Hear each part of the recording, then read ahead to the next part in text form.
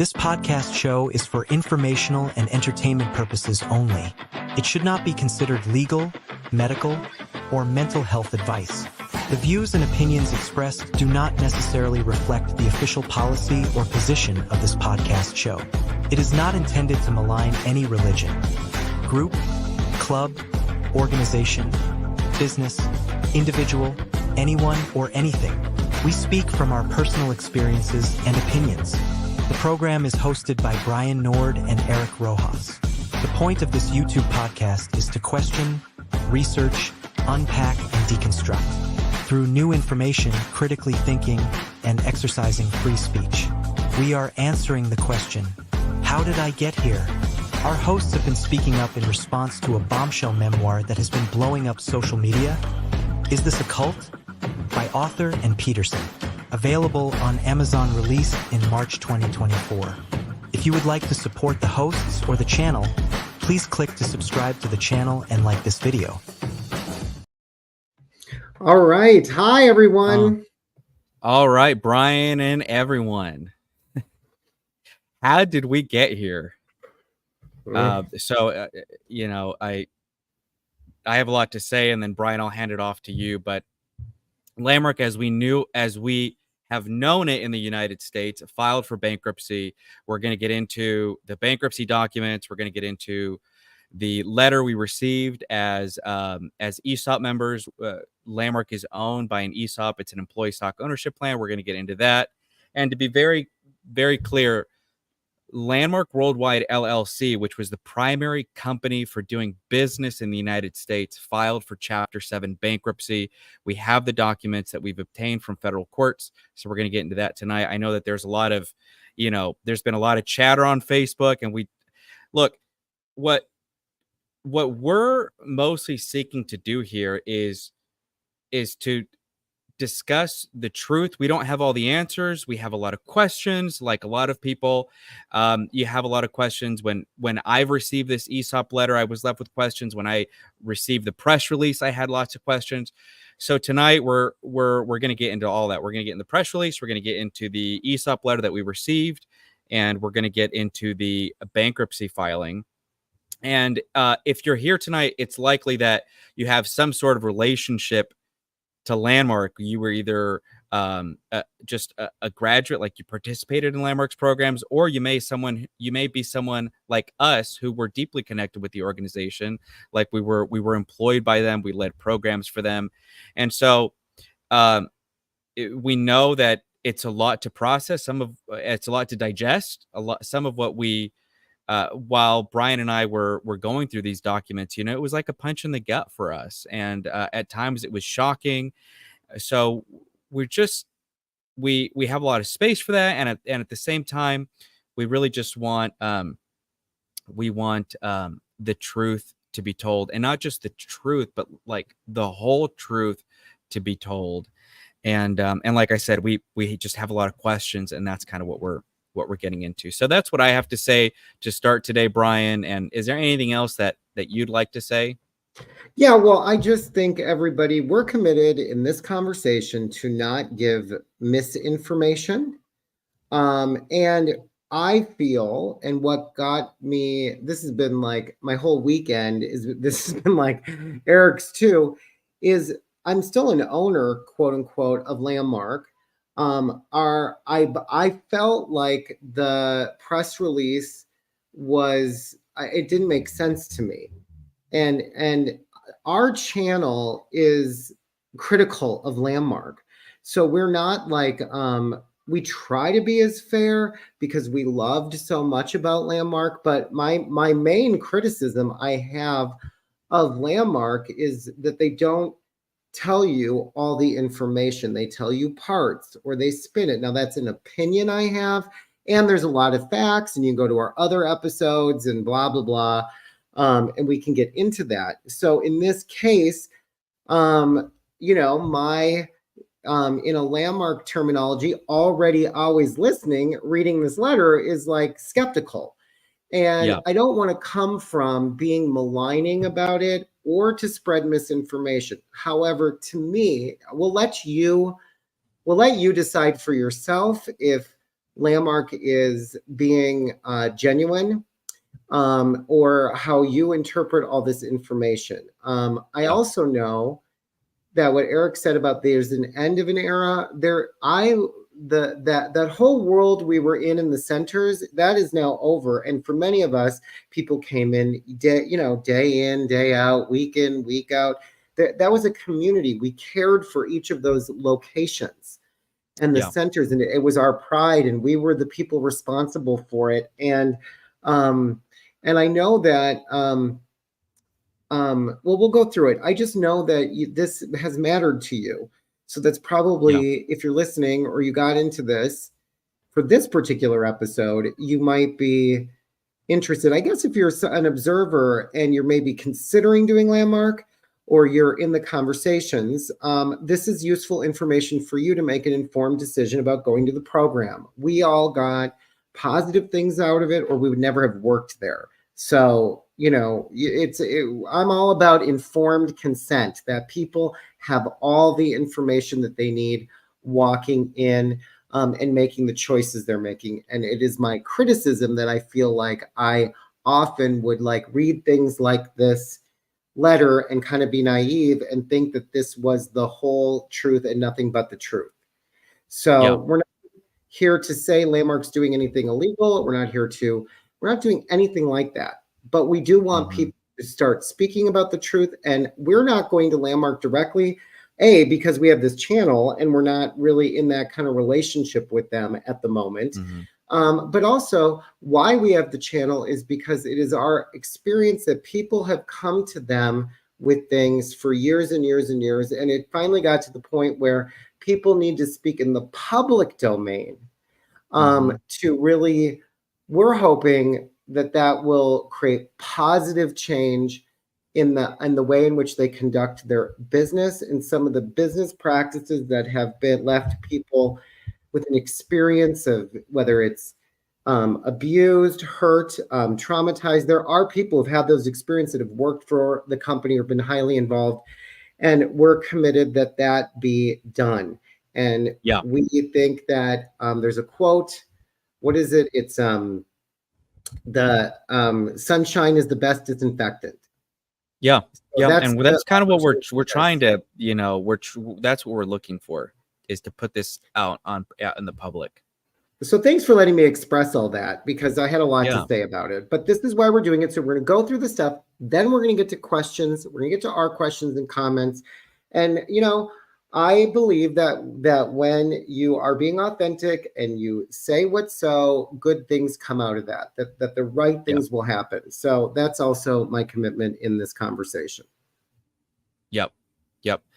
And so this may be the shortest episode we've ever done. This may be the longest. Who knows how long it's going to take. We have documents that we've received directly from Landmark, and we're going to compare notes. We're going to compare what we've been told. We're going to compare what we've been told as former employees. Brian and I worked really hard for many years for this company, so we're used to seeing this type of communication. So we're going to get into that. Our retirement is connected to the success of the organization. All right, so let's do it, Eric. All right. So let's get right into it. We're going to get into the order of which things we've discovered. So the first thing we'll do is the press release. You good with that, Brian? Right. Okay, we'll get into the press release. I'm going to put it on the screen and then I'll read it and then we can discuss it. So the press release, here it is. So it reads, Landmark, a global leader in personal and professional growth programs, today announced the final stage of a significant reorganization plan designed to ensure the company's long-term sustainability and its commitments to expanding its services. This strategic move comes as the company addresses the remaining impacts of the COVID-19 pandemic to Landmark's business and positions the company for future expansion and success. Adapting to a new reality. The COVID-19 pandemic brought unprecedented challenges to Landmark's business model, particularly in North America, which traditionally relied on in-person group programs conducted in leased facilities. The sudden halt of these programs at the pandemic's onset led to a drastic decrease in revenue and the necessity to redesign Landmark's delivery methods. In response, Landmark transitioned many of its programs to an online format, enabling it to provide the unique value of its programs to Landmark's customers. The transition has been extremely difficult, as it has been for so many other companies. But the shift to an online format made Landmark's transformative programs much more accessible to a wider and broader global audience. Now, 4 years later, Landmark is nearing the completion of this significant transition. While enormously challenging, the events of the last 4 years were so essential to Landmark's evolution as an enterprise. During this time, Landmark began and continues a comprehensive transition of its enterprise and business, focusing on several key areas, including technology upgrades. And I'm realizing that the PDF blocks some of this, but updating the technology infrastructure to better meet, and I think it says something like better meet the demand of its customers, employees, something like that. New products, new and flexible live offerings, on-demand audio and video recordings, self-paced interactive courses, as well as fun AI tools based on Landmark's ideas and distinctions. Cultural evolution. Beginning 3 years ago, fostering a more inclusive and dynamic culture through ongoing and regular diversity conversations and training. Workplace environment. Designing and ongoingly implementing enhancements to create a more productive workplace with better work-life balance.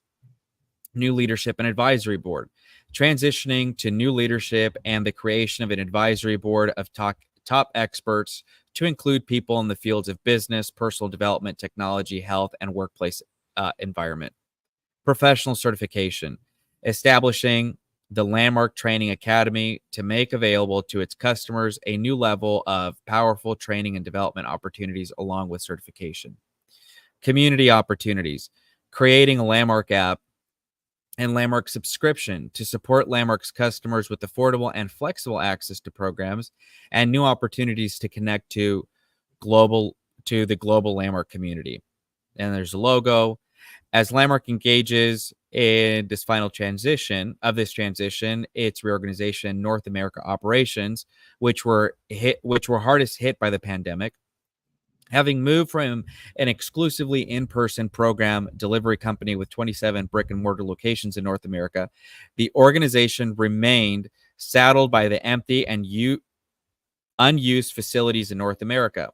After honoring its lease obligations for years, in spite of the fact that these facilities sat virtually empty and unused, Landmark is using a focused and very limited bankruptcy of one of its subsidiaries that is associated with the 6 last remaining pre-pandemic in-person leases to resolve its last remaining and unsustainable COVID-related economic burden.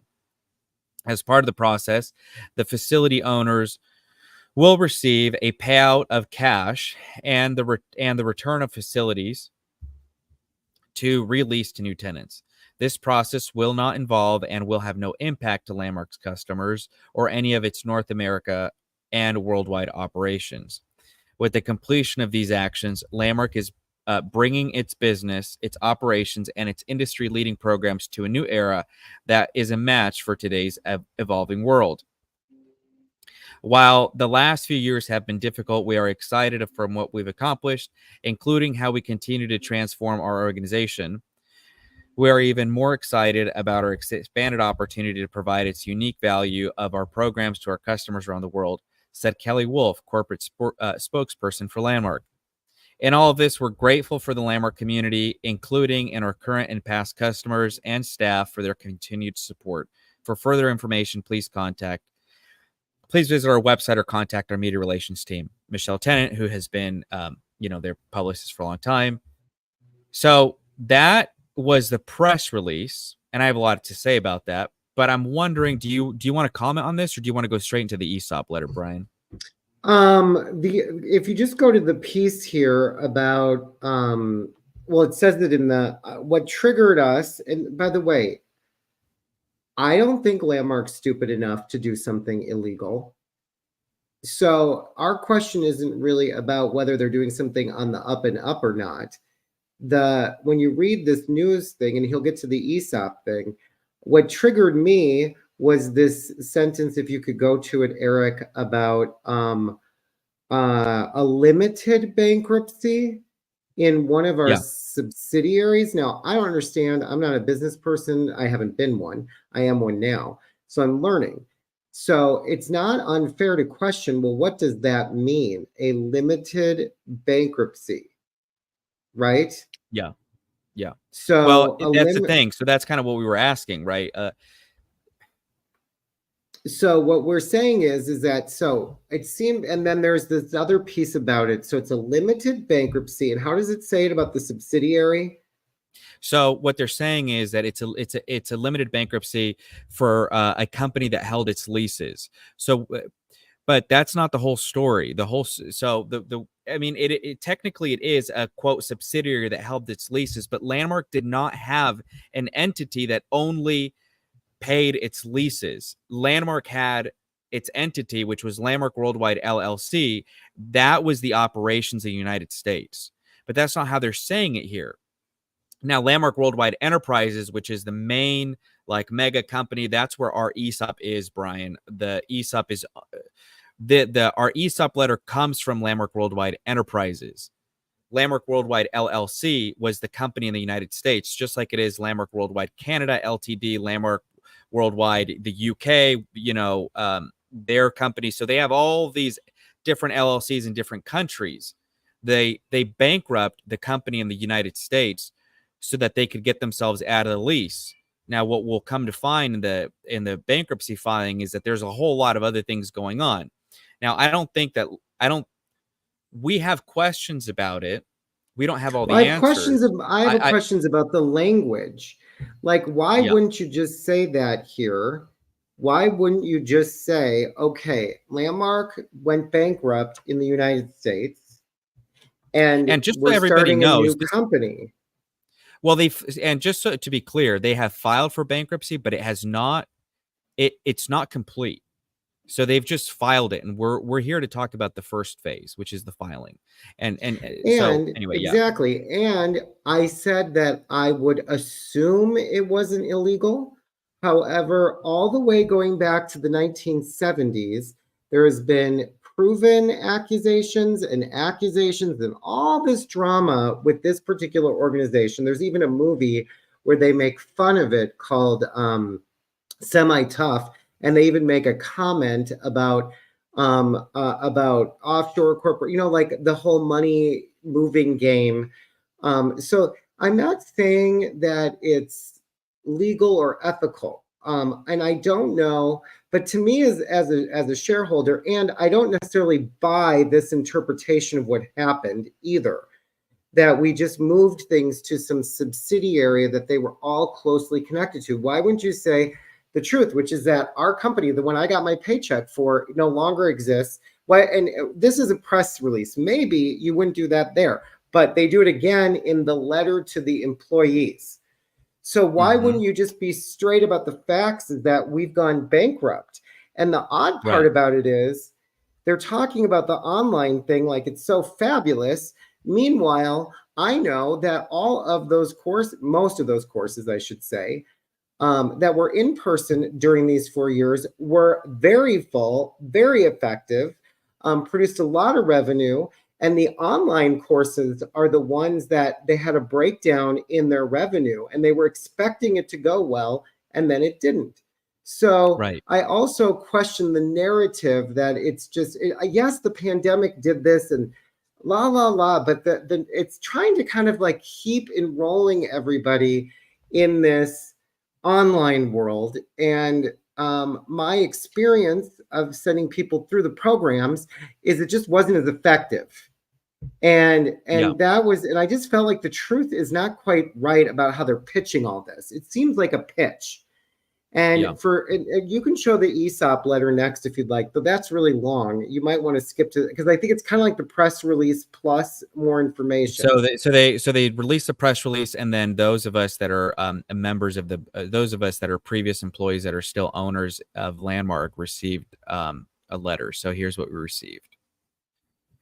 So to Landmark Worldwide Enterprises Inc. Employee Stock Ownership Plan participants, this dear beneficiary, and again we're tied. This is our retirement, by the way.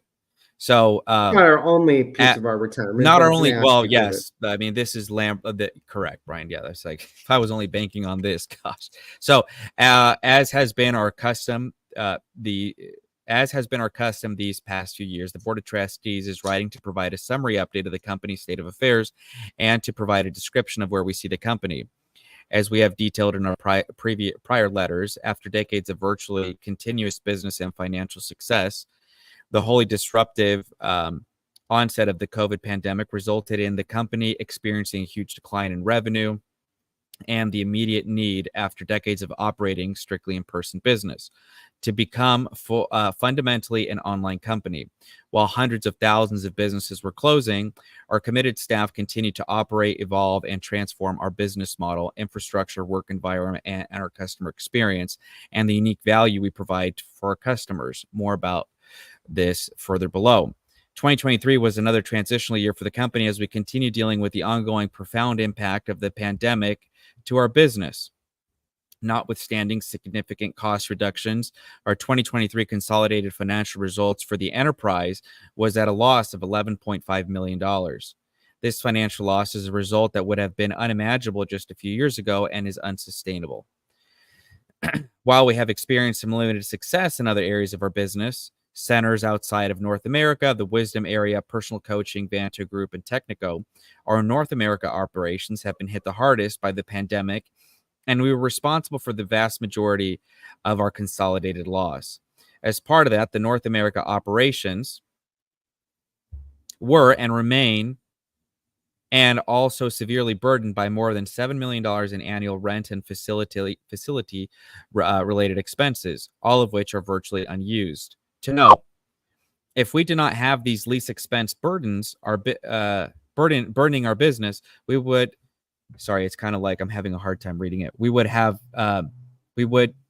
be much closer to being profitable, and that includes the approximately $2 million contribution we are making to the ESOP GSOP for 2023, after having contributed a total of $7.3 million over the prior 3 years. The North America market was the reason the company was founded in the first place and has been fundamental to its existence and success. North America being, well, we'll come in a sec, and also supports our business worldwide.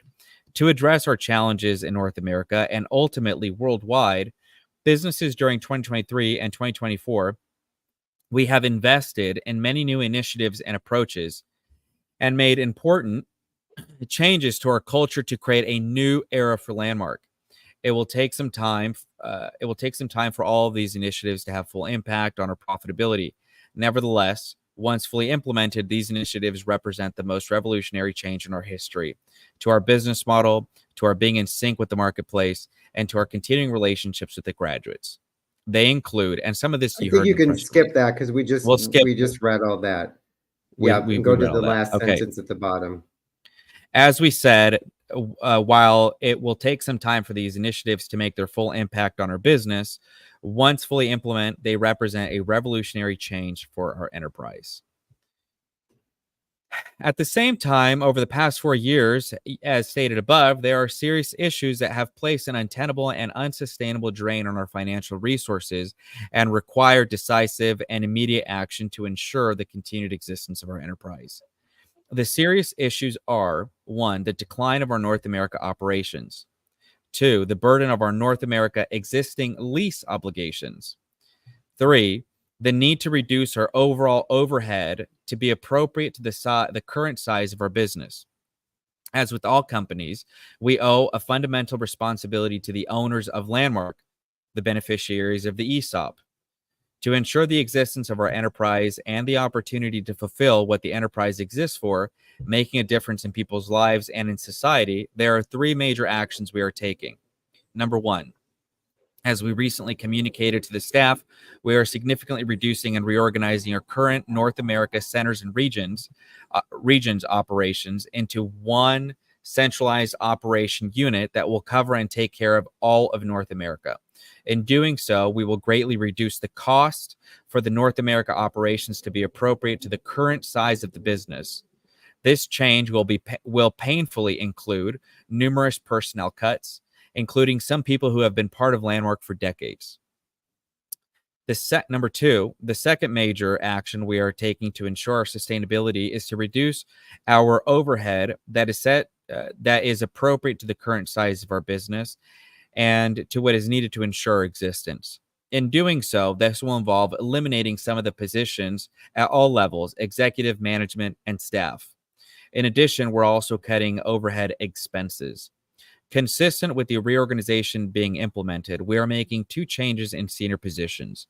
Harry Rosenberg will be completing his term as the CEO of Landmark Worldwide Enterprises Inc., and Mick Levitt will become the CEO. Mick has been Landmark's president for 24 years, and this transition has been planned for some time. Harry will continue to serve as chairman of the board for Landmark Worldwide Enterprises Inc. Also, Joan Rosenberg will complete her accountability as the center's region's executive within the next few months, and Kevin Harmon will become the executive accountable for the centers and regions. After Joan completes the turnover to Kevin in a few months, she will also continue to serve as a Landmark board member. Number three, as stated above, the financial burden of our 6 remaining lease obligations in North America currently cost us approximately $7 million a year and is a direct threat to the sustainability of our company. For the 4 years since COVID, we have responsibly dealt with our obligations to those leases, including negotiating with landlords on the 6 remaining unused and unnecessary leases to our business. So that the lease obligations do not create an existential threat to the viability of the overall business, we have carefully analyzed, explored, and determined that action to eliminate the financial burden of these leases must now be undertaken now. Based upon the advice and guidance of expert outside legal counsel, and as part of reorganizing our North America operations, we will eliminate the 6 remaining pre-pandemic North America leases via a focused and very limited bankruptcy of just one subsidiary of our business. This subsidiary will file for protection under bankruptcy code by the end of July. The filing solely involves a subsidiary that is associated with the last 6 remaining North America leases. The filing will eliminate the unsustainable financial burden of these leases, and importantly, this process will not involve and have no impact on Landmark customers or any of its North America and worldwide operations. As part of the process, the building owners will receive a payout of cash and return to their facilities to release to new tenants. The process itself is designed to ensure that all parties are treated fairly in accordance with the law. It is possible that this will be mentioned in the media and potentially misrepresented. If this happens, we're prepared to clarify the facts. With these 3 major actions described above, Landmark will return to profitability and a positive cash flow for the first time since the pandemic, with the opportunity to build and continue to make a difference for people in society. We will continue to issue communications to the ESOP beneficiaries as this process unfolds, but it is currently important to recognize that if the range of strategies we've outlined above are implemented successfully, the share of the company's stock could experience a material uptick in price within the next 12 months. It is always the responsibility of the beneficiaries who may be contemplating a redemption for retirement or diversification to determine what is best for their unique circumstances. But please consider the potential price improvement when evaluating your plans. For 2024, the board of directors for Landmark Worldwide Enterprises Inc. has determined to hold the share price of company stock at $38.25, which shall remain in place for the next 9 to 12 months. In closing, even with the challenges we have been and are dealing with, we are authentically out to cause a new era for the future of our work and our enterprise. We acknowledge the extraordinary efforts, heart, and commitment of the staff who are making this a reality at every level. Okay, good. All right. So, man, so much in this, right?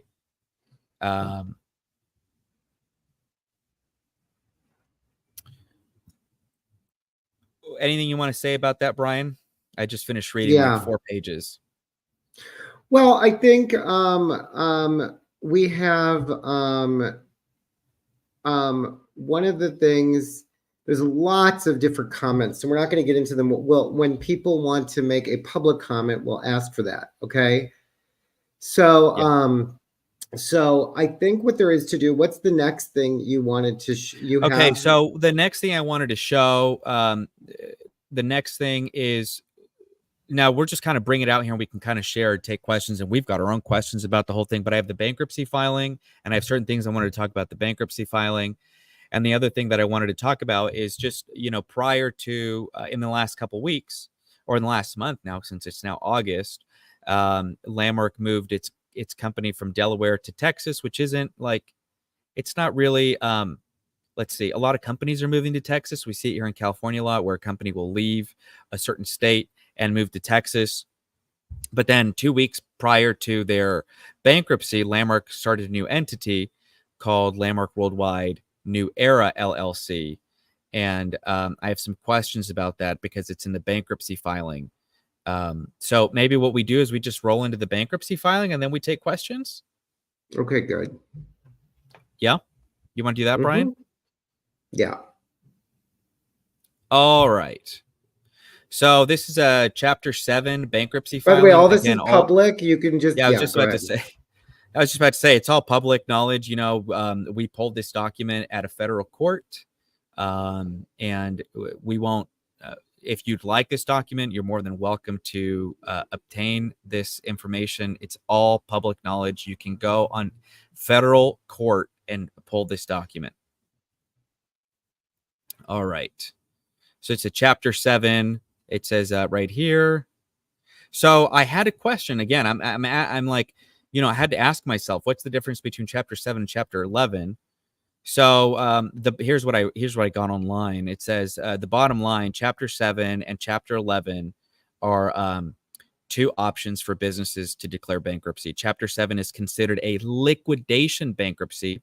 It does not require a repayment plan, but the business has to sell some of its assets to pay creditors. That's Chapter 7. Chapter 11 bankruptcy is considered a reorganization bankruptcy that allows businesses to maintain their operations while creating a plan to repay its creditors. So Chapter 7 is a liquidation. They got to sell some stuff and they got to pay back their creditors. Chapter 11 is a reorganization bankruptcy. So they're filing Chapter 7. But the thing to catch is that the subsidiary is Landmark Worldwide LLC. Yeah.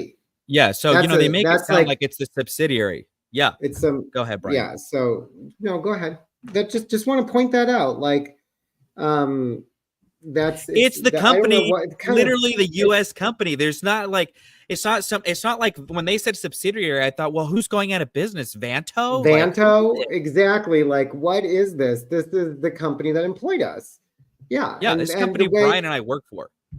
So maybe you could take that down for a second and then we can come back. Other questions and reactions I had to the information immediately was it seems to be that it says that North America was hardest hit, and it seems to be, I until I realized that Landmark Worldwide LLC was the way the company is structured because of the employee stock ownership plan, that's like the main business, right? So the main business is filing for bankruptcy, which is a big deal. It's not just like a subsidiary. That was the first thing, because the way it was languaged in that press release, it was just the company holding the leases, is the way I took it. I took it, well, yeah, like what? Okay. What subsidiary hold? They're all like related somehow through their lease holding. It didn't. So to me, that is for some reason. So my question is, why not just say that straight? Why spin it? Why? I mean, I was like, if I was in a seminar and I talked like that, the seminar leader would be like, hello, talk in facts. What happened? What is so? So that was one of my reactions. Another reaction I had, is this thing about North America. So I know the Israel Center closed. Australia has been suffering. New Zealand. I feel like it's being pitched that the rest of the world's doing pretty good. It's North America's it's the problem.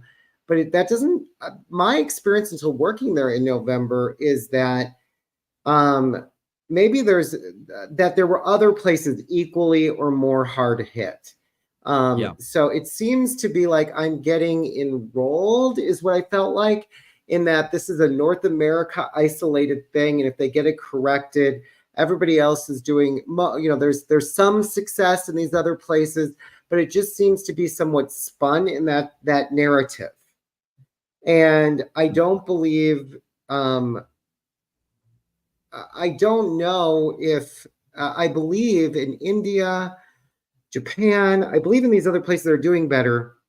And this is just an opinion. Seems like And the maybe I'm Asia just making markets my are the only point. part that's Well, doing well. no, those places that are doing better, in some instances, my experience was the ones who were offering the program in person were doing better and had forum leaders that were doing it in person. I could be wrong, but it just seems like this is a much more complicated situation for all the people. See, over the last 4 years, all the people who work there and the leaders have been being enrolled, that there's like this whole new future coming. And the online course, when it came 2 years ago, was supposed to be this big success. And now 75% of the staff is laid off and they're filing bankruptcy. To me, tells a different story about what's been going on. But the facts are the facts, which is that how they handled the pandemic failed. It's also a little victimy about, because it was a very intentional choice to keep those locations empty. They had those locations. I thought the same. Yeah. Anyway, go ahead, Brian. I know that graduates, I got calls. This is a question. I got call after call after call. When we became the first region they tested, we would get phone calls all day long in places like Houston, Dallas, Minneapolis, people asking, oh, when's the next forum? Oh, is it still on Springway Drive in Dallas or whatever it was called? And it's like, it was this weird thing where they slowly closed all these centers. So to me, this bankruptcy, but this again is an opinion. It just occurs like this is like a longer term game, or there was just, I don't know. They weren't giving us all the information there and it was really bad. It was worse than we realized, or it was the other way around. They were kind of enrolling us, and this was the plan all along. But it just seemed the whole thing about not, and I would never have thought any of this because I know they've been struggling. That part is true. If they just said, okay, our US operations are bankrupt, and then you can show them, before you show them the bankruptcy, why don't you show them the new LLC? So we're starting a new company and this one's bankrupt. Why wouldn't they tell people that? Whose retirement is invested in it? What's the that's my question. I'm trying to find it. I don't know if this is it. I couldn't upload it right before we got here, but I think this is Landmark Worldwide, a Delaware company, moved to Landmark Worldwide. So they did all of this. So they moved Landmark Worldwide LLC, which has been a Delaware company for years, and it says here their right to do. Yeah, I mean, like I said, a lot of companies don't do this, so it's not like, it's not like this is. But did they move it right away, right prior to this? Is on June 3rd, 2024. This is July 3rd, 2024.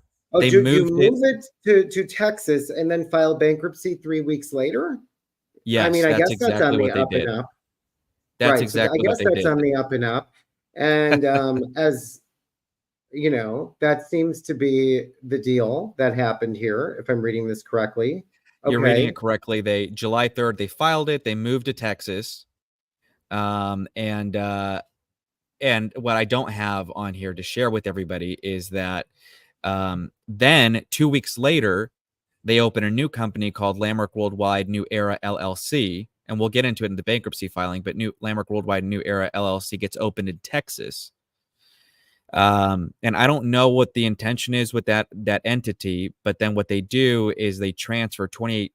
Well, I don't know the exact number it's on here, but it's over $20 million from Landmark Worldwide LLC, which has been the company in the United States since 2002. This is the company that paid me, that gave me my paycheck. So it's not like, okay, I guess you could call it a subsidiary, but why not just say the company that's been operating? Worldwide, I think, was like 2009-ish, maybe. No, it's right here, Brian. Education. Oh, it's right here. The date of forming this entity was in September. Well, maybe they did a name change, right? Maybe Landmark Education was 2002, and then they changed the name. But The point is, it's been the same company for years, for over 20 years.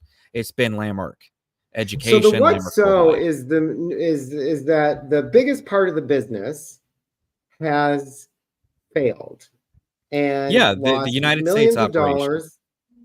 It is directly impacted by the pandemic. It is that way. So let's see. We can go to Well, the and I just chat want to and say one just more thing about yeah, go it. ahead.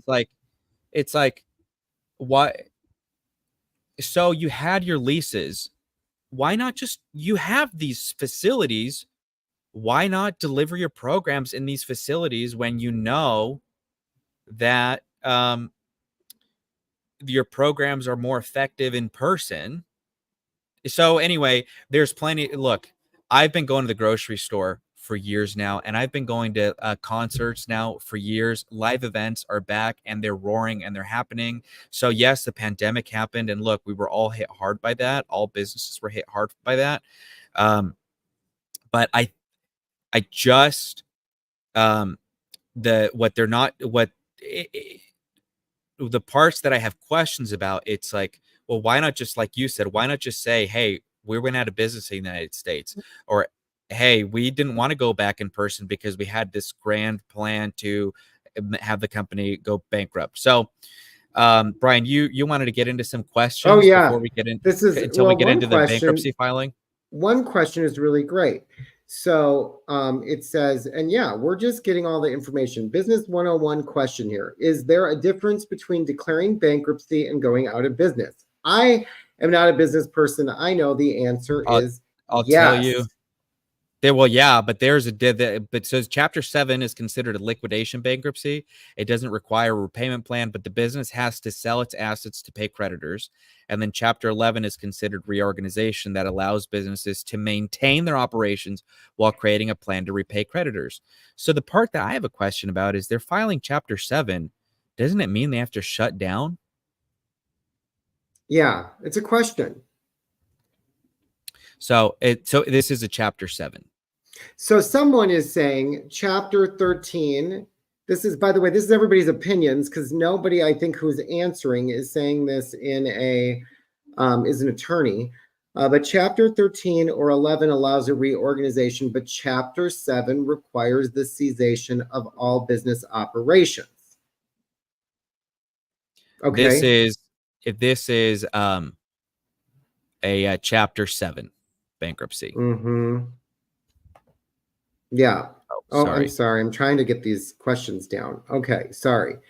Oh, It's on Arlen here. said, sorry, he said, I am an attorney. Okay, good. I didn't know Oh, that because we great. all know Well, each other as like, we love in a, that there are attorneys on this call who are more educated than you and I are. We're just talking the correct. facts. We're That's why we reviewing titled what's on this. We here. have questions about this and we have questions about the thing. So there's that. And then we can go into the next thing as well. Okay, so the next thing is they have an estimated number of creditors is 1 to 49. Estimated assets is $1 million to 10 million. That's kind of what they're saying here.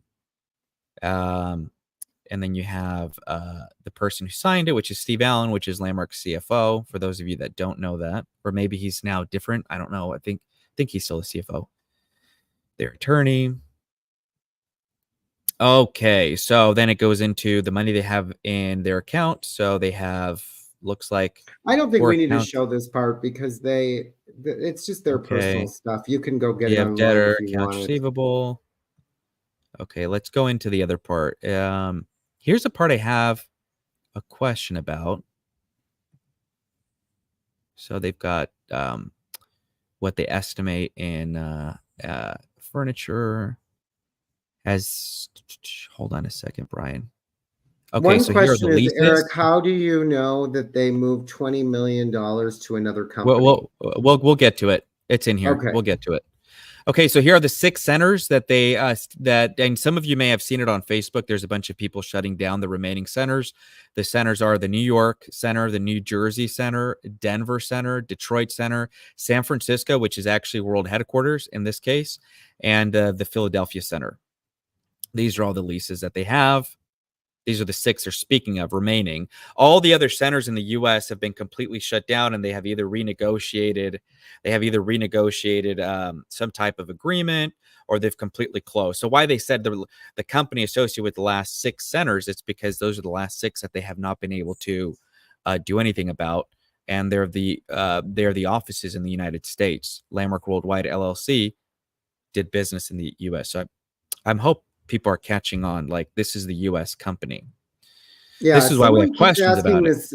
Just as a pause, somebody keeps asking this question: why don't Brian and Eric contact Landmark instead of all of this speculation? As owners, they are legally entitled to get an answer. Correct. And we did address that at the beginning. We don't trust them. Our whole channel is about unpacking our experience. And Eric, the first, if you go into the thing, he had a physical assault while he worked there.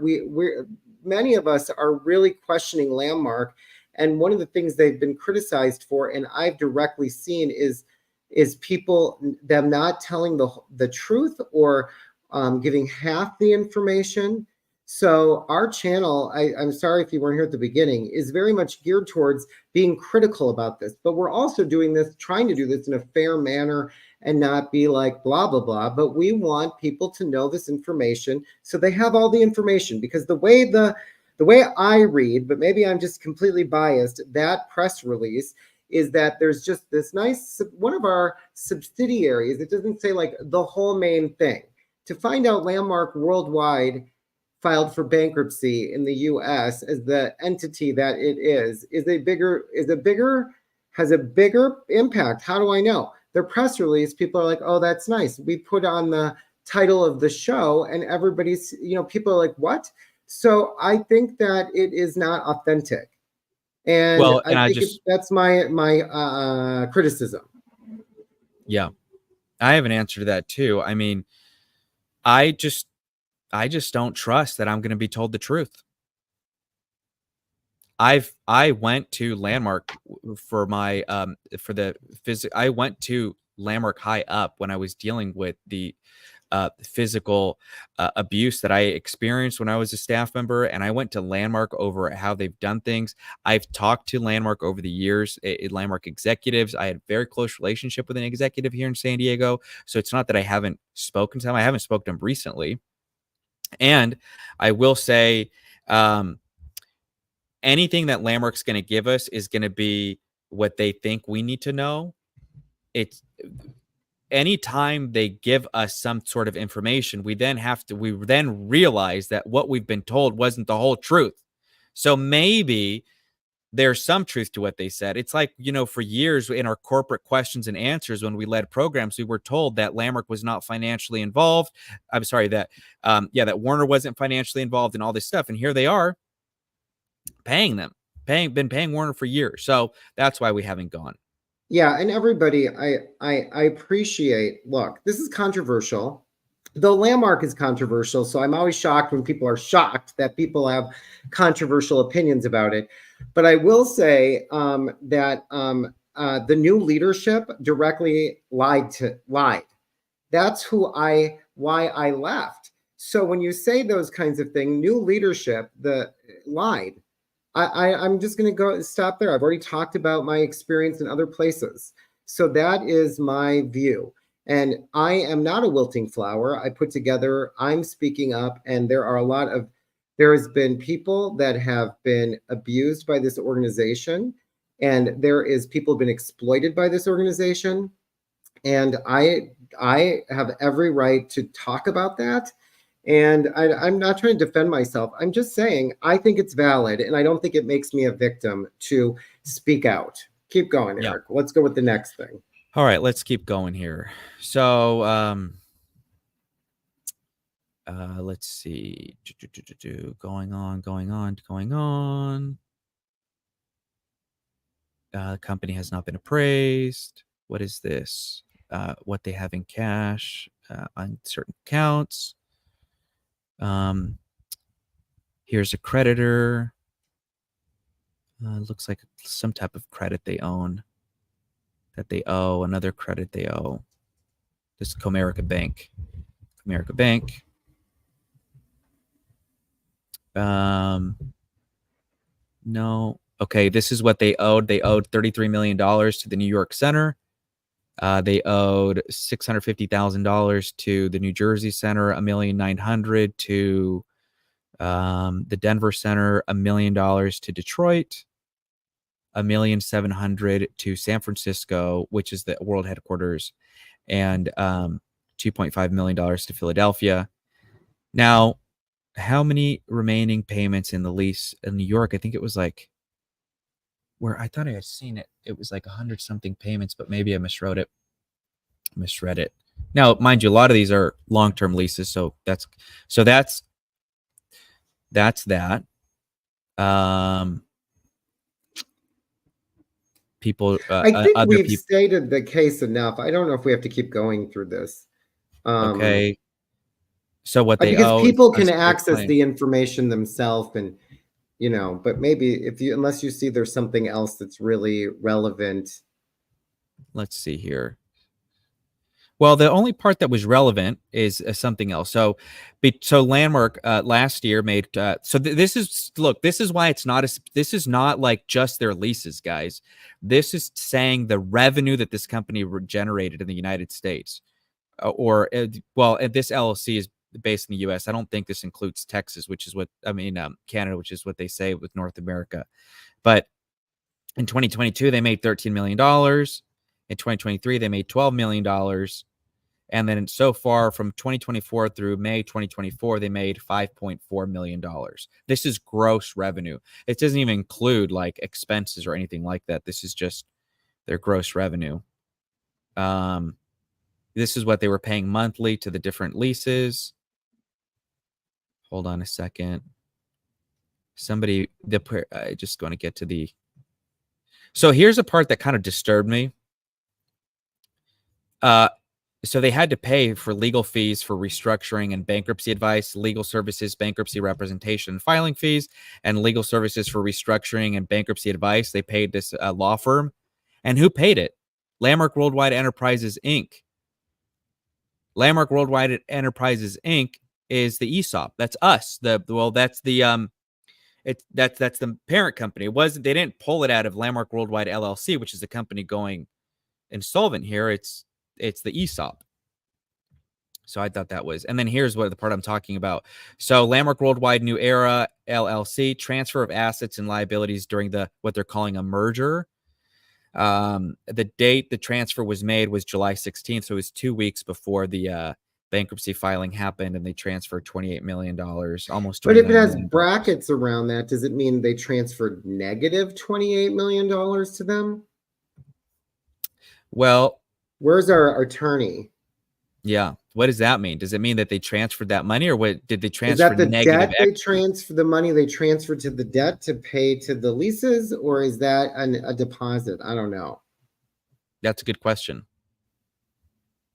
So there's that. These are just the addresses. Hey, they're asking if they have any healthcare bankruptcies. No. No cash. There was another one. There's no current legal cases against them, against this entity at least. In the comments, we think it looks like they transferred the $20 million. That's what the comments are saying. So again, gotcha. This stuff is available, and that's good. Okay, good. So these are the debtors. So these are the different managers, then the shareholders. So you can see you have Steve Allen is a manager. He owns 0%. Joan owns 0%. Michael's Mick 0%, and Landmark Worldwide Enterprises Inc. owns 100%, which makes sense because Landmark's owned by the ESOP, and then the ESOP's owned by the employees. So no, and then you're getting into the salaries of executives. I don't know if you want to get into this, Brian, or not. You can skip ahead. That's not our business. Okay, Steve Allen signs it, and then just what they paid. And I think the rest is just all the offices. So that's it. Okay, so we've got another good comment. Okay, looks like they're trying to call it a merger and it might work. Typically, ESOPs are protected. That's good information. Thank you. Great. Here's another comment. This double talk has been there from the beginning. No surprises and no reason to take anything at face value. Okay, good. Thank you. Anybody else has a comment or Any questions you have? And while we wait for those, Brian, anything you want to say about all this? Well, I think what somebody said in the comments, or maybe we said it, is that Chapter 7 bankruptcy is very different than saying I did a limited bankruptcy in one of our subsidiaries. If this is the main thing, then I guess technically it's a subsidiary because there's this Landmark Enterprises Inc. that owns the ESOP. So I get that is not like it's that double talk, and it doesn't seem straight. It seems like it's when they talk about the media, they're trying to protect themselves from people, it being even probably bigger than our channel, a conversation like the negative impact of being known as going into bankruptcy. That's what it sounds like to me, but I could be wrong. So that's a question. Like, because I just keep trying to figure out, why would you send me this material and make it sound so different than what it is? To me, Chapter 7 bankruptcy is a big deal. When I read in the news, companies are filing for Chapter 7 bankruptcy, or any of these bankruptcies like Kmart or whatever, that's like, oh, that company's not doing so great. So maybe it's just to send a narrative that this happened because of the pandemic and like that. I don't know.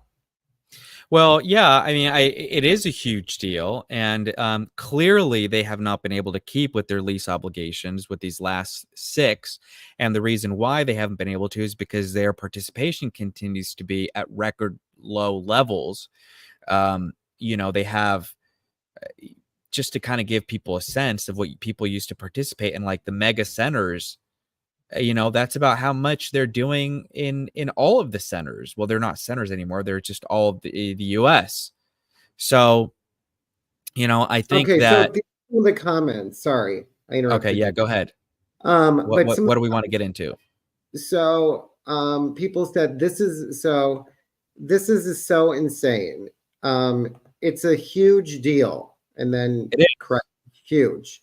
They sent a press release. This is also fair. They sent a press release out to thousands of news outlets. That doesn't seem like hiding. Again, Chapter 7 is generally the last gasp. No, Chapter 7 is not they aren't doing well. Chapter 7 is like they don't exist anymore. So if you want Landmark to reform, this still seems like the best way to do it. Okay, that's fair. Okay, also, who is speaking for? Okay, I won't do that one. We're not going to. Yeah.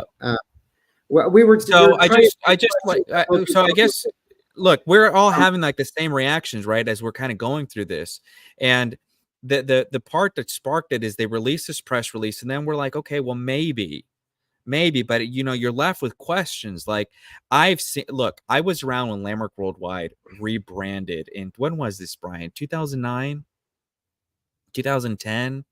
I don't remember. They went from Landmark Education to Landmark Worldwide. I can't remember when it was. And they did these big branding events. And for those of you that are around at that time, they did the brand pyramid, and it was like this new enterprise, and it was like the future and the whole thing. And I remember being so excited about Landmark, and we were doing great things. And they came out with these programs, direct access. I don't know if you remember doing those. It was like they introduced the screens, they were getting rid of the chalkboard. So there was like a new future, right? So the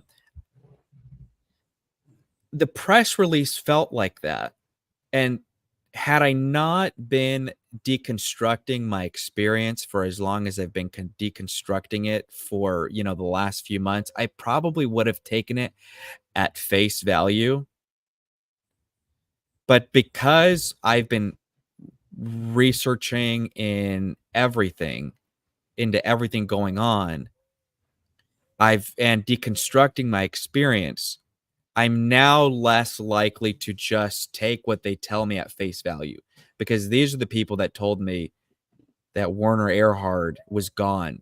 And I had to memorize these in my corporate questions and answers. I had to memorize it word for word. Like, what if somebody asks you about Landmark being cold? They told me how to answer. They told me how to respond. And so I'm just weary about taking it at face value. So now I'm like, okay, well, let me see what's subsidiary. And it didn't take long. It's all public record. Yeah, and I got excited when they said there's new leadership, but then when they say Joan and Harry are on the board, and that Harry's the chairman. And Harry's the chairman. I know that there's like a whole way that CEOs go up to the chair, and I know that that's part of corporate America. I just don't know what that means about influence. And so I have a question about that. That's a question, and these are all things that I think are fair to ask. Well, you and I were told if you can't resolve something with your center manager, you go to your center's division director. If you can't get it resolved with them, you go to Joan. If you can't get it resolved with Joan, you go to Harry. If you can't get it resolved with Harry, who do you go to? The board of directors. And who's at the board? So Harry and Joan. So it's like this new leadership stuff is like Joan and Harry are still around. They're at the top now. They're not. They may not be the face of the company. They're not the CEO. They're just behind the scenes at the top. Yeah. It is okay, so that's just a hard. I just have a reaction to it, and I have a reaction to the news. What do you have next? Okay, so that's it. We was just kind of like going into the comments and seeing what our reactions are and what people's reactions are, and kind of dissect, asking the questions we had. Yeah. So anyhow, let's hear from some of you. So if you post something after the comment that's currently in there, we're going to ask your questions. So if you have a question, or just, I don't mean to us, it could be to Landmark, just like your thoughts or your comments. Let's hear from them. Okay. So, great. The first one I see is, just ask us questions. It's going to take more than a new LLC and a BK bankruptcy to change this company. They need to can all of the executives and start over. Thank you. Here's one. Yeah, that's a good one. The repeated "these are your friends" bits are so culty. Well, look, I just want to say something. Like, I know that there's some really great people at at Landmark. I know that because I've known some of these people. So I'm not saying that the people that's not what we're saying here. We're asking questions about how this whole dark side of Landmark that is never talked about. And that's what we're seeking to speak of is that. Now, there may be people who are still working there, and we know that. I think they've retained 26 staff members or something like that, I heard, in the United States.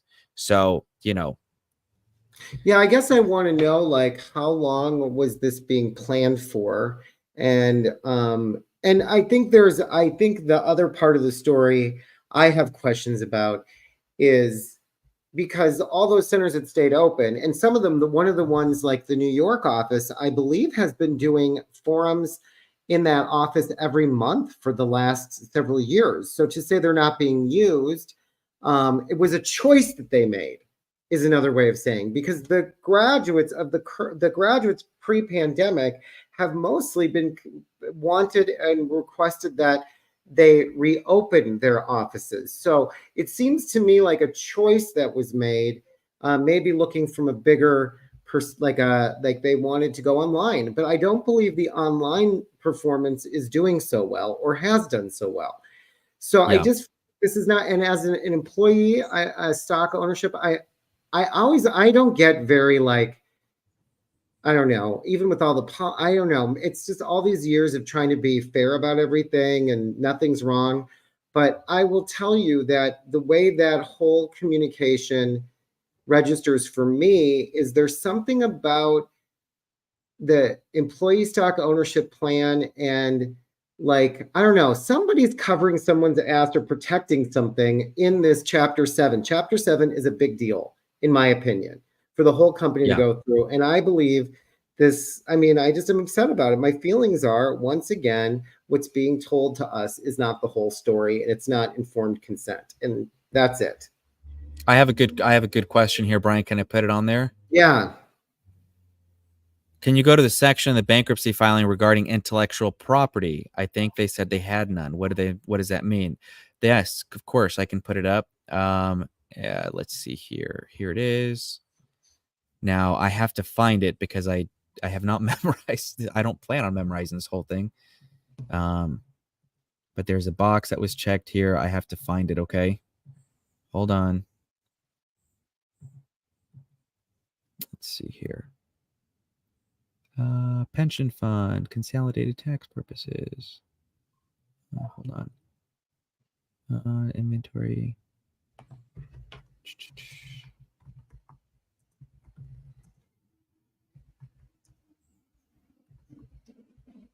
Oh man, I can't find it. Of course.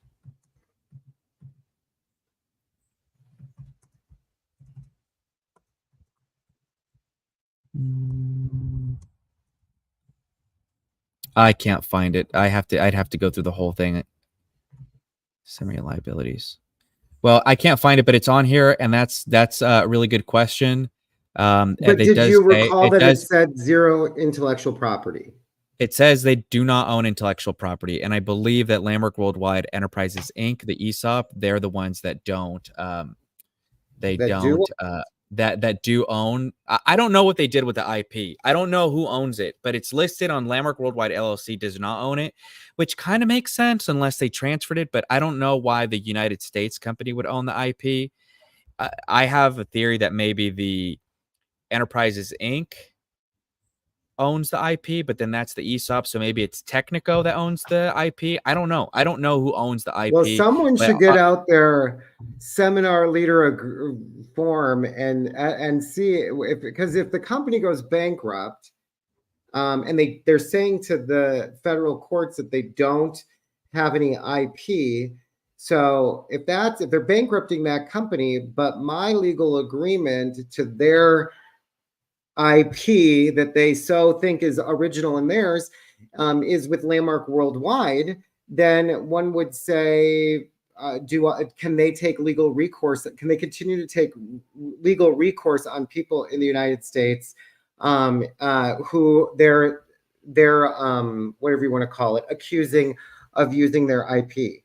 Because that's a big part of the Landmark diaspora, is managing royalties, etc. Yeah. And threatening people who they think is stealing their work. Yeah. So this question here, it says the Landmark Worldwide Enterprises, which is where the ESOP come from, is not registered in any country. No, it is. Landmark Worldwide Enterprises Inc. is actually registered in Delaware. And we do have those documents. They're registered in the state of Delaware. Okay. At least that's what we said. The parent company is Landmark Worldwide the parent worldwide company is Landmark Worldwide International Inc. This is where the revenue from all countries in USA and the states go to. Look, we're learning something new today, Brian. So somebody Angela, said, thank you. Somebody's saying there are private investors that are not named in this document. Good to know. Again, all stuff we don't know. We don't know if that's accurate or not, because we don't know that. But I don't know if you're asking that question or if you're stating that. Yeah. There are, or is that a question? Or are there? Yeah, I don't know. Again, part of what Brian and I are talking about this evening is like the stuff we know about. We don't have the answers to everything. She's saying a very good euphemism, using forced and very limited bankruptcy and resolving its last remaining and unsustainable COVID-related economic burden to soften the impact of what is essentially a bankruptcy. Brian, you asked what the whole story is. They have enough company to pay the creditors money, I think he means, and move $20 million. Therefore, this is likely to get a fresh start from litigation or pending litigation. Got it. I had a question. I had the same question. Like, I wonder if they anticipate litigation coming towards them in the United States, and this is a way to protect themselves from that. I don't know. I don't know how that works, but I had the same thought. Then another one. She was saying this previously. False dichotomy. The paragraph implicitly suggests that bankruptcy was the only option, ignoring potential alternatives that may have existed. that, yeah, it does communicate like that. It does. So, That's my Brian, one thing we experience didn't of get reading into. it. What's that? People are Remember, got a lot of stuff coming here. okay, go Slanted. ahead. The overall tone and word choice are slanted to present Landmark's actions as reasonable and even beneficial without presenting a balanced view. So it's kind of like what yours commenting on or saying is that the way the press release and the ESOP notice is being worded, it's slanted. It basically creates a case for what they're doing. It's a reasonable action. It may even be beneficial, but it's not balanced out. That's your opinion. Okay, good. This person here, Oh, appeal I to know novelty. what this is. The This is the AI suggestion that stuff. this is focused in very limited bankruptcy implies it's a new or special approach, potentially to make it more accepted. Can you all post the link to the breakdown filing document, please? So, We don't have it, but one of the people commenting put it on my Facebook, so I believe they could we'll put it post the in this link to where you chat. can access it. Yeah, we could do that after the show, but we don't personally have it like ready at hand. But it's there, and we will put in the comment notes. We'll I put in the link, appreciate and when it's all said and done, we'll that the put a link to it. executive salaries are not our business. However, I disagree and think everyone should know that while the staff worked for starvation wages, the executives were not. Exactly. That is absolutely clear. And as Eric said, all those figures that were there were around like $330,000 or such, around that area, 320. So it's not quite the narrative we were given that nobody's making money around here and we all sacrifice. That's not a terrible salary for anybody in any state in the United States. Correct. Let's see. I bet 20 million myself that they are out to face a huge lawsuit. This would be a fantastic way to avoid that. There is, we talked in another show of ours that there is actually we've not seen the resolution of a lawsuit where someone is suing them for all their assisting hours. Well, And what they did was they settled that case, Brian. oh, they did. We know that. Okay. So they Yeah. went and sued Landmark for every hour they ever assisted, saying that they misfiled them as an employee. Also, if anybody has any claims against Landmark, now might be a time to do it. This might be a way to protect them from future lawsuits, given all the different noise that's been being made lately. I don't know. You talk to an attorney about that. Yeah, we don't really know the full reason why, right? And if Landmark would like to let it be known what the whole truth is, well, that would be pretty great. But we only know what we've been told, and from what it's being released in the bankruptcy documents. Okay, good. Well, let's see. So Angela said, Eric, the Enterprises company isn't registered in Delaware. Landmark Worldwide International Holdings, Inc. is. Okay. Okay. Thank you. All right, good. We like accuracy, so that's good stuff. Why is it so hard to believe that all the cash being hemorrhaged over years and the decline in revenue caused this? It's not hard to believe. I just don't believe the way in which it's being represented. Yeah. I mean, I just want to know. I love your questions. We're learning. But that letter, to me, in my opinion, but I told everybody at the beginning, our views are slanted, is I'm skeptical of it. And I can be wrong. Yeah.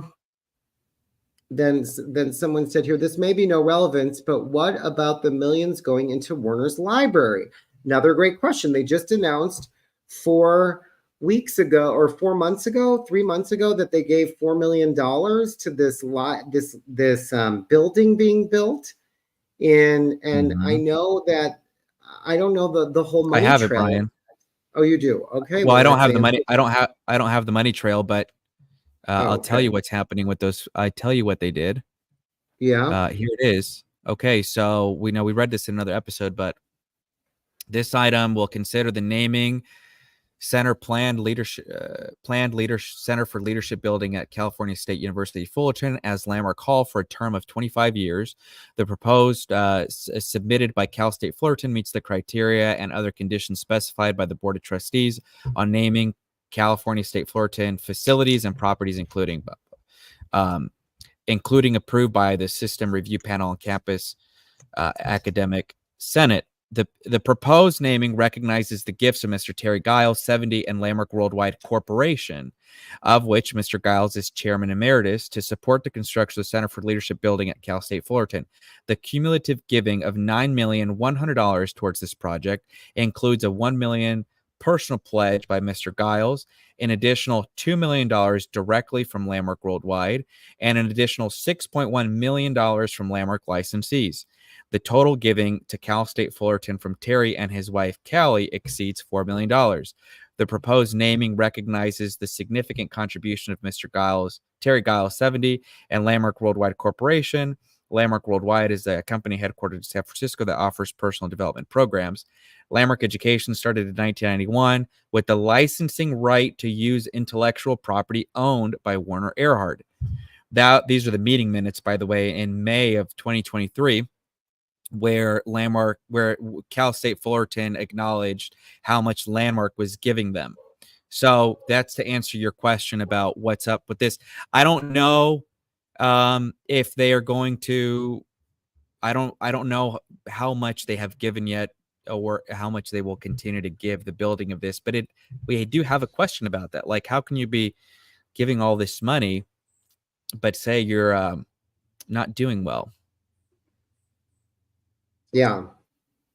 So it seems to be, I mean, maybe businesses do that. I just know that I just know from my experience in that they would share the executives in 2020 and 21 what bankruptcy could look like for the company. So they said that they did that. The way it was created is like accepting the worst case scenario that could happen to Landmark. That's how they framed it. And so they studied it right when the pandemic hit. My skepticism is that now that you don't have leases, and now that you aren't having people travel, and now that you've shifted to an online company, you can have more revenue and more profit, and you've scaled down the business. I guess what's missing in this letter is an acknowledgement. Maybe that's my incompletion, is like an acknowledgement of the decades people put into these centers, because it seems to be a strategical move to have the centers be gone. It wasn't their only option. That's now how it seems to me. Because a lot of other companies, there was a demand for the centers. There wasn't a demand for the online performance, the online perform. And so the people, they were really struggling because it was just tragically bad. I don't know how to describe it to you, except that the only incoming web registrations, not the only, but most of them were for the in-person course, of which most people who worked in the centers could not register people for, because that wasn't their center. So it seems to me that this has been kind of a strategy to start an online company and to cancel out the centers. And maybe they saw that was the best move, but they're not quite transparent about it. And they asked all of us to be owners of the company because it belongs to us. So it kind of feels like all these decisions were made behind the scenes. And notice they never announced they closed any of these centers, and they never say thank you to all the people that there's no thank you to all the years and all the phone calls you get. The center needs you. Like, no thank you in any of that, in that whole mission. Zero. Right. It's as if it's kind of like trying to erase something or just wish it goes away, or kind of, that's kind of my experience in the whole thing.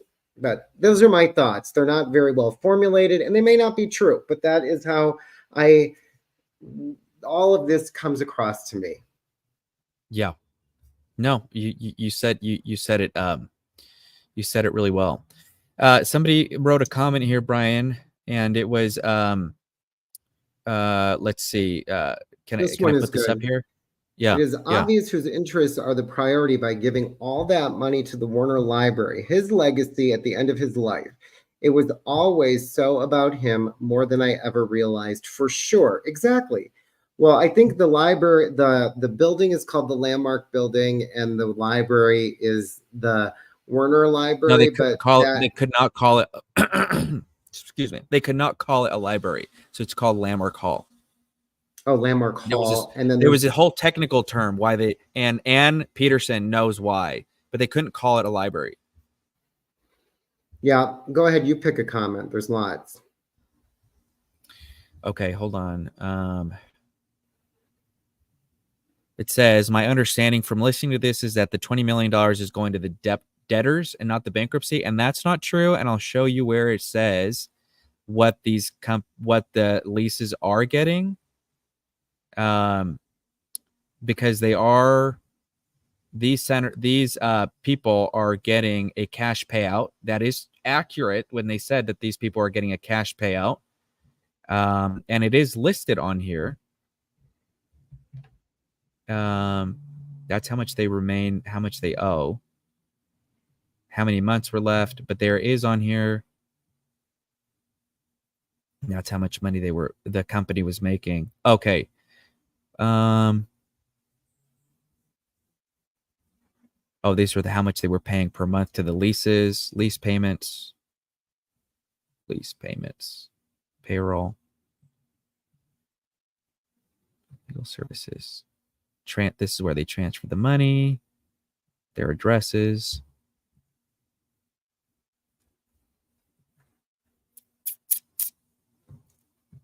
I want to get this question answered because we're committed to transparency and full communication. Oh, jeez. Is that my thing glitching or yours? It's on here. They are paying them, but it's not what you think the money is. It's like a few $100,000 or something like that. But it shows what they're going to do. We're committed to accuracy, correct? Anyway, I thought I was going to find it, but I'm not finding it. Okay, well, you look for that, and why don't you take it off the screen and look for it, and we'll take questions, and we'll see if we can come back to it, okay? Great. I really get the no thank yous. I really get the no thank yous you speak of. I'm quite shocked and devastated by that. How many more disappointments can there be with this company? Here's another one. Gave 10 years of my life on staff. I got good luck, even though you're making the biggest mistake of your life. No thank you given to me either. Heartbreaking.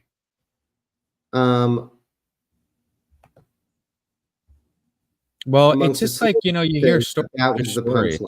Okay, good. Yeah. Yeah. I mean, it just seems like it just seems like one would expect that in Landmark and everything it demanded of us to be with people, they would be the same way with their people. Mm-hmm. Okay. On a public level, because this is a big deal. This is a big deal. Okay, good. All right. So unless anybody has any additional comments, we're done. I think we covered most of it. Entertaining show on the planet, but this is the information we have so far. And as more information comes, we will tell you. We will keep you updated with what we know. And we thank you for being here and listening. And if you'd like to support our channel, please like or subscribe. We have a little outro video, but this was, I just think it's important, in my opinion, that everybody has these facts, especially people who are still in these facts and additional facts, and gets your questions answered and does your due diligence. And that is what it looks like to have informed consent and not just go along with some press release that doesn't make sense. All right. Thank you, everybody. We appreciate you. Good night. Good night.